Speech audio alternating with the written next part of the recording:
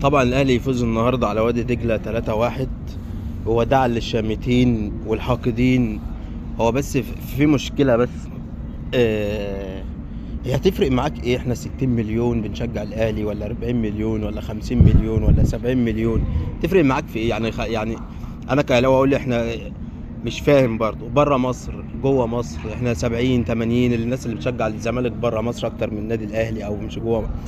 فرق معاك في ايه يعني؟ هي دي المشكله عندك يعني؟ هي دي المشكله لما انت تبقى 80 مليون واحنا 20 مليون هتكسب يعني؟ او حالك هينصلح؟ لا برضو. حتى لو كده احنا بنفوز بالحكام، حتى لو كده احنا نادي الدوله، حتى لو كده في حاجات كتير يعني. فحجه البليد مسح السبوره او حاجه زي كده اللي احنا كنا بنقولها زمان.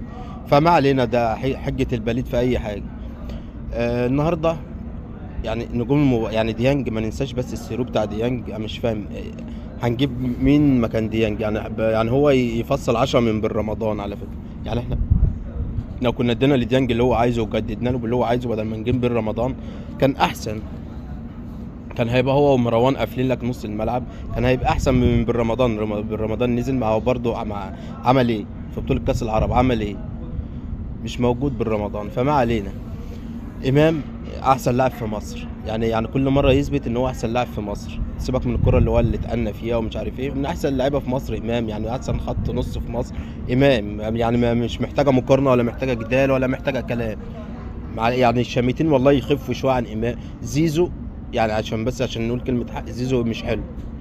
يعني زيزو بقاله فترة مش حلو. يعني هتقول لي ما عمل الجونين النهارده العرضيتين زي الزفت والله. يعني دي ارزاق يعني. ده حظة تريزيجيه ان هي عدت من الولا وجات له. التانية كانت امام جات له بالعافية وكان هينكسر فيها وخلاص واتحسبت ضربة جزاء برده. من بره ولا من جوه والله في فار يعني. الحكم حتى ما راحش بص، هو اتبلغ ان هي من جوه. يعني هو اتبلغ، ما يعمل ايه يعني؟ هو كان حسبها فاول ورجعت ضربة جزاء. يبقى دي من الفار على طول. وهي باينه ان هي جوه عشان ما نقعدش ايه نجادل ونقعد نقول لا ده بره ده جوه ده الخط ده بقى.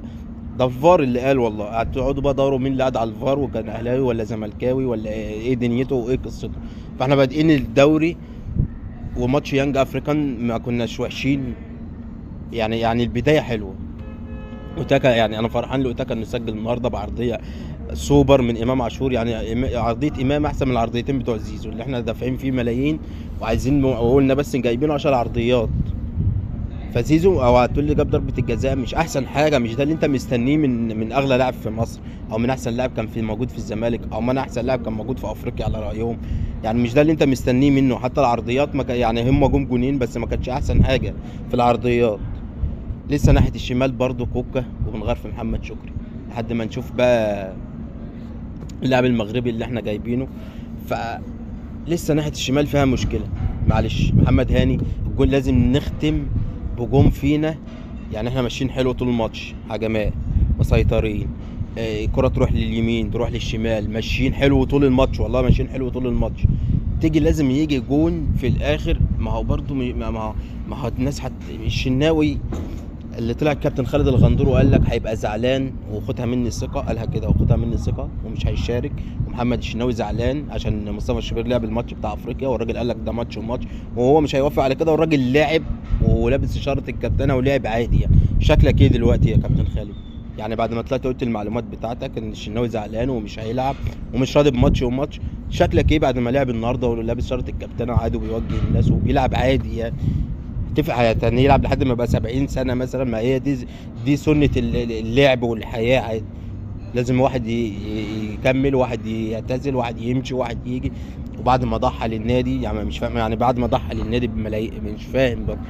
طب ما هو بعد ما يعتزل ما هو ادى للنادي وضحى عشان النادي هيشتغل في النادي يعني في الاخر. يعني هيبقى اي حاجه في النادي برضه من الاخر. يعني مش زي اللي سابوا النادي ومشوا.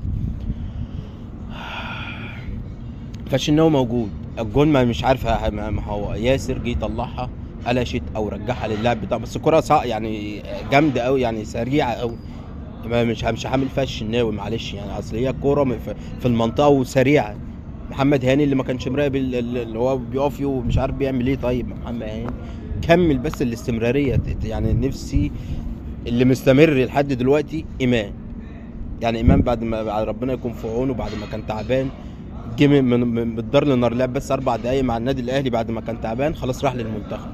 ماتش كوتوفار هو اللي عامله، الماتش اللي بعديه كان بيساند، يعني هو كان هو اللي ثابت على مستواه. ولا تقول لي زيزو ولا تريزيجيه، تريزيجيه الماتش اللي فات كان حلو عالمي، النهارده جابوا الجول، كرة تانية جت والجون فاضل اللي جت في العارضة، بس هي كانت سريعة برضه.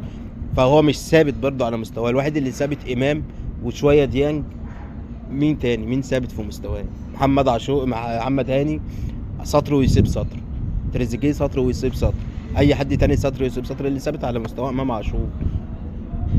فالحمد لله على الثلاث نقط ونكمل، عشان احنا اصلا دلوقتي السيراميكا الاول، الماتشات المؤجله بتاعتنا وبتاعت بيراميدز سابقانا يعني سابقانا في النقط. يعني لو فازت كل ماتشاتها واحنا فزنا كل ماتشاتنا هتبقى سابقانا هنسبق احنا الاثنين سيراميكا ماشي، بس هي هتبقى الاول واحنا الثاني. طب ليه طيب؟ لسه بدري، لسه بدري في الدوري، وان شاء الله الدوري هيبقى اهلاوي عادي.